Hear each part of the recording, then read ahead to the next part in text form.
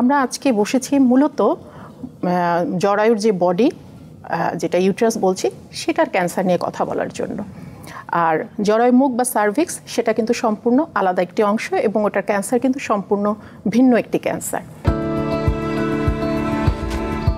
আপনার কাছে প্রথমেই জেনে নিই যে জরায়ু ক্যান্সার কি। ধন্যবাদ আপনাকে। শুরুতেই বলে নিচ্ছি, জরায়ু হচ্ছে নারী দেহের প্রজননতন্ত্রের একটি গুরুত্বপূর্ণ অংশ। তো জরায়ু বলতে স্বাভাবিকভাবে আমরা যেটা বুঝি যেখানে আসলে বাচ্চা বড় হয়। তো জরায়ুর আসলে দুটি অংশ আছে গঠনগত দিক থেকে যদি আমি চিন্তা করি। একটি হচ্ছে জরায়ুর মুখ বা সার্ভিক্স, আরেকটি হচ্ছে বডি। আমরা আজকে বসেছি মূলত জরায়ুর যে বডি, যেটা ইউট্রাস বলছি, সেটার ক্যান্সার নিয়ে কথা বলার জন্য। আর জরায়ু মুখ বা সার্ভিক্স সেটা কিন্তু সম্পূর্ণ আলাদা একটি অংশ এবং ওটার ক্যান্সার কিন্তু সম্পূর্ণ ভিন্ন একটি ক্যান্সার। এখন এই যে জরায়ু বা ইউটেরাস, এর ভেতরে আসলে তিনটি লেয়ার আছে। একেবারে ভেতরের যে লেয়ারটা সেটাকে বলা হয় এন্ডোমেট্রিয়াম, এবং তারপরেই আছে মাংসের লেয়ার, সেটা হচ্ছে মায়োমেট্রিয়াম, এবং একেবারে বাইরের দিকে আছে একটি আবরণী বা সেরোসা। তো জরায়ুর যে ক্যান্সার তার মূলত তৈরি হয় হচ্ছে ভেতরের যে আবরণীটা, যেটাকে আমরা এন্ডোমেট্রিয়াম বলছি, সেখানেই। এবং জরায়ু ক্যান্সারের মধ্যে এই এন্ডোমেট্রিয়াল ক্যান্সারটাই আসলে প্রধান। তো আমরা আজকে আসলে এই এন্ডোমেট্রিয়াল ক্যান্সার নিয়েই কথা বলবো আর কি। আচ্ছা, গত মাস মানে জুন মাস ছিল ইউটেরাইন ক্যান্সার অ্যাওয়ারনেস মান্থ। তো এই দিবস, এই মাসটি ঘিরে আপনাদের স্কয়ার হসপিটালে আপনারা কি কি করলেন, কি কি ধরনের কার্যক্রম পরিচালনা করলেন, একটু জানতে চাই। খুব সুন্দর একটি প্রশ্ন। আসলে আমরা তো এখন গ্লোবালি কানেক্টেড। IGCS বলে একটি সংস্থা আছে, ইন্টারন্যাশনাল গাইনোকোলজিক্যাল ক্যান্সার সোসাইটি, এবং তার মাধ্যমে যে সংস্থাগুলো আছে সারা বিশ্বেই আসলে তাদের সাথে তাল মিলিয়ে আমাদের দেশেও আমরা ইউটেরাইন ক্যান্সার অথবা জরায়ু ক্যান্সারের সচেতনতার মাস পালন করেছি।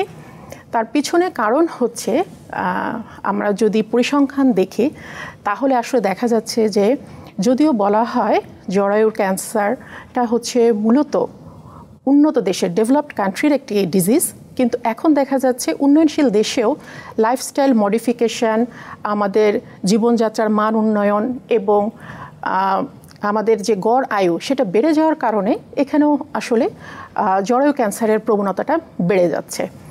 গ্লোবালি দেখা গেছে 2024 সালের একটি পরিসংখ্যান অনুযায়ী 97% রোগী নতুন করে আক্রান্ত হয়েছে জরায়ু মুখের ক্যান্সারে প্রতি মিলিয়নে, এবং তার মধ্যে 9.7 জনই হচ্ছে মারা গেছে 2024 সালে। তো এটি একটা আতঙ্কজনক একটি পরিসংখ্যান। আর আমাদের দেশে যেহেতু খুব বেশি ডাটাবেজ নেই, কিন্তু আমরাও খেয়াল করছি যে আমাদের জরায়ু ক্যান্সারের পরিসংখ্যানটাও দিনে দিনে বাড়ছে। তো আমরা ওয়ার্ল্ডের সাথে তাল মিলিয়ে আমাদের দেশেও আমরা ইউটেরাইন ক্যান্সার ডে পালন করেছি। উদ্দেশ্য একটি, সেটা হচ্ছে জনসাধারণের মধ্যে এই ক্যান্সার সম্পর্কে অ্যাওয়ার করা, সচেতন করে তোলা, লক্ষণগুলো সম্পর্কে জানানো, যাতে হচ্ছে আমরা আর্লি স্টেজে ডায়াগনোসিসটা করতে পারি। কারণ আমাদের দেশে আসলে রোগীরা আসে অ্যাডভান্স স্টেজে, আর্লি স্টেজে কম ধরা পড়ে। তো সেই ক্ষেত্রে আমরা যেটা করেছি, মাসব্যাপী আমাদের স্কয়ার হসপিটালে লিফলেট বিতরণ হয়েছে, আমাদের যে মনিটরগুলো রয়েছে সেখানে এন্ডোমেট্রিয়াল ক্যান্সার সংক্রান্ত ছোট ছোট ভিডিও আমরা দেখিয়েছি। এবং শুধু স্কয়ার হসপিটাল না, আসলে সারা বাংলাদেশেই আমাদের যেমন ক্যান্সার হাসপাতাল আছে এবং অন্যান্য যে সরকারি মেডিকেল কলেজগুলো আছে সেখানেও কিন্তু আমরা পালন করেছি এদিক মাসটা। আচ্ছা, আপনি যে IGCS এর কথা বলেন, এখানে কি সব ধরনের ক্যান্সার নিয়েই এরকম একটা উদ্যোগ থাকে প্রতি বছর? আসলে ইন্টারন্যাশনাল গাইনোকোলজিক্যাল ক্যান্সার সোসাইটি, এটা হচ্ছে হোল ওয়ার্ল্ডে আমাদের যত গাইনি অঙ্কোলজির সংস্থাগুলো আছে তাদের সাথে আমরা ইন্টারকানেক্টেড থাকি আর কি। আচ্ছা, আমরা সব বেশিরভাগ গাইনি অঙ্কোলজিস্টই এটা সদস্য। আচ্ছা, আপনি বলছিলেন যে বাংলাদেশে আসলে এই ধরনের কোনো সমীক্ষা নেই যে আমাদের কতজন আসলে এই জরায়ু ক্যান্সারে আক্রান্ত। সারা বিশ্বের পরিপ্রেক্ষিতে কি কোনো ধারণা দেওয়া যায় এটার ব্যাপারে, নাকি আসলে কত, মানে বাংলাদেশে জরায়ু ক্যান্সারের হার কেমন, কিংবা অন্য কোথাও কেমন হার?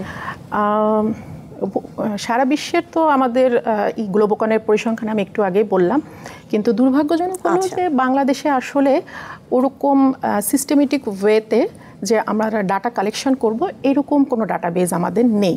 আচ্ছা। তবে গ্লোবোকন থেকে দক্ষিণ এশিয়ার দেশ হিসেবে বাংলাদেশেও কি পরিমাণ জরায়ু ক্যান্সার হতে পারে সে সংক্রান্ত একটি প্রকাশিত হয়েছিল 2022 সালে। সেখানে বলা হয়েছিল যে আসলে আমাদের দেশে নতুন ক্যান্সার শনাক্ত হয়েছিল 997 জন 2022 সালে, তার মধ্যে মারা গিয়েছিল 332 জন। এরকম একটা পেপার আমরা পেয়েছি 2022 সালে। কিন্তু সামষ্টিকভাবে আসলে যে সারা দেশে কি পরিমাণ সেটা আমরা হয়তো ইনস্টিটিউশন বেজ আমরা একটু কিন্তু সারা দেশেরই এটা আমরা পাচ্ছি না।